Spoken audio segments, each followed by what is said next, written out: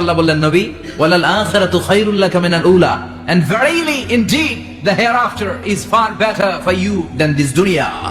এই দুনিয়ার চেয়ে আপনার জন্য আখিরাতটা অনেক দামি।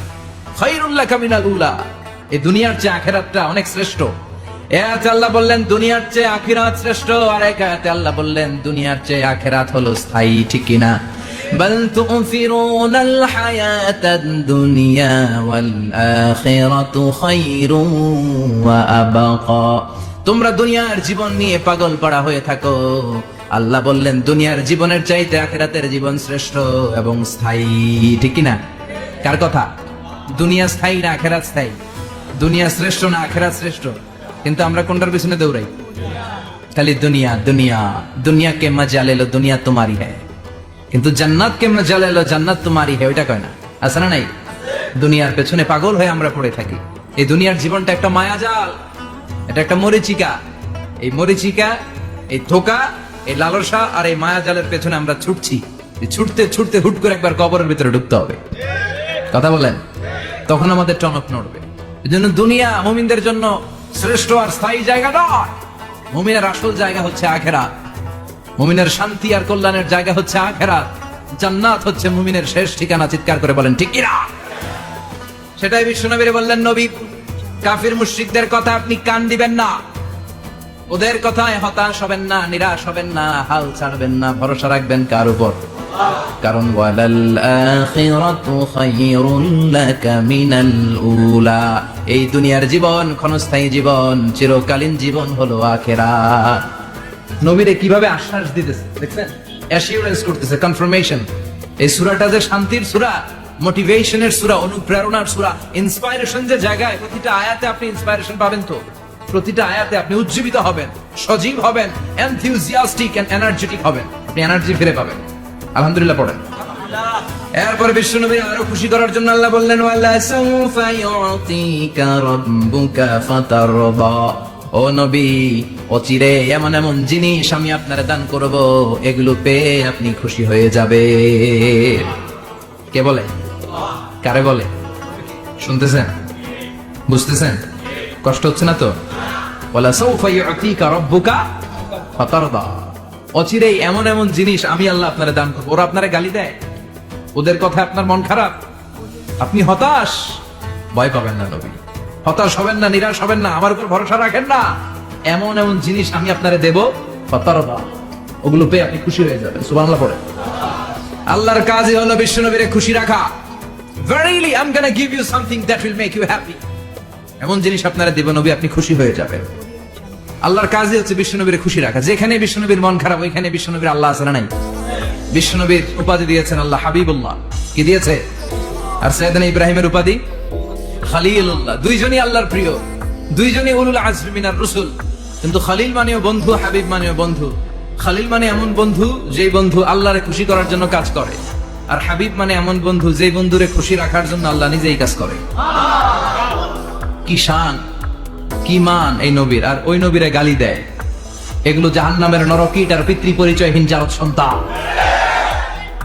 As a father, as a teacher, as a commander, as a lawgiver, as a lawmaker, as a reformer of the society, Muhammad is the superman of the world. উনি অসাধারণ ব্যক্তিত্ব, আনপ্যারালাল পার্সোনালিটি। ওনার জীবন নিয়ে পড়া শুরু করলে এটা শেষ হয় না। বিয়ন্ডলেস, বাউন্ডলেস, বটমলেস, এটা তলাবিহীন সাগর। বিশ্বনবীর জীবনী একটা সাগর, কিন্তু সাগরের কি নাই? সুবহানাল্লাহ কইবেন না? এই বিশ্বনবীর খুশি রাখা কার কাজ? যেখানে বিশ্বনবী হতাশ, যেখানে বিশ্বনবীর মন খারাপ, বিশ্বনবীর মন ভালো করে দেয় কে?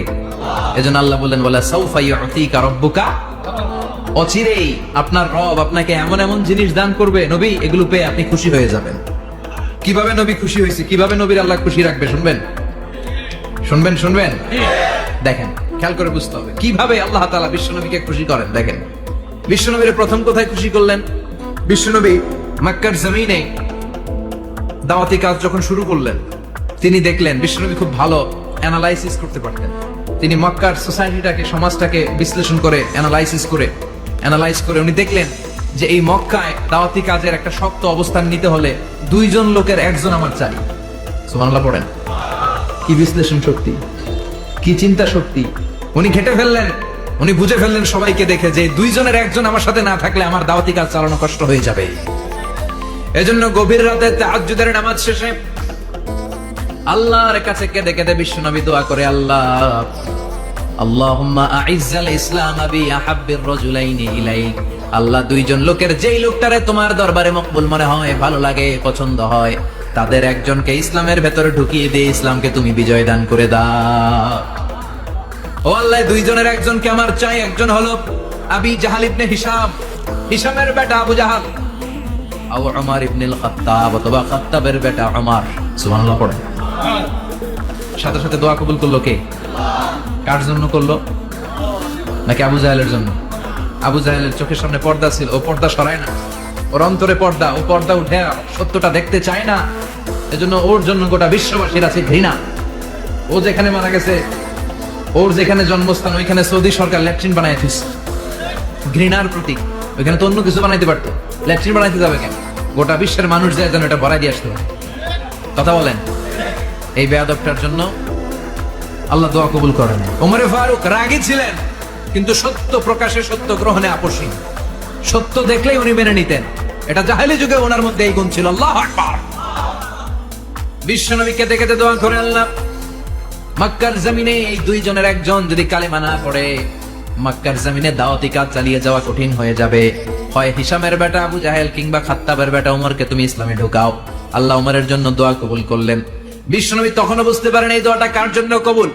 হঠাৎ ওমরে ফারুক বিশাল একটা নাঙ্গা তলোয়ার নিয়ে বিশ্বনবীকে হত্যা করার জন্য ছুটে এলো। বিশ্বনবী তখন মক্কার আরকাম ইবনে দারুল আরকামের ঘরে সাফা পাহাড়ের পাদদেশে লুকিয়ে লুকিয়ে দাওয়াতি কাজ করতেন। আশেপাশে সাহাবীরা বসা।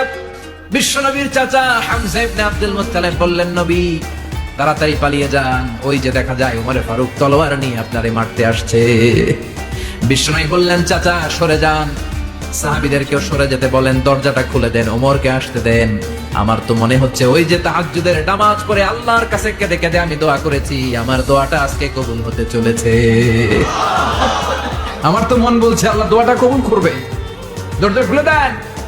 ওমর ফারুক চলে আসলেন। এসে তলোয়ার রেখে দিয়ে আঙ্গুল উঁচু করে বলেন, আশহাদু আল্লা ইলাহা ইল্লাল্লাহ, আশহাদু আন্নাকা মুহাম্মাদ রাসূলুল্লাহ।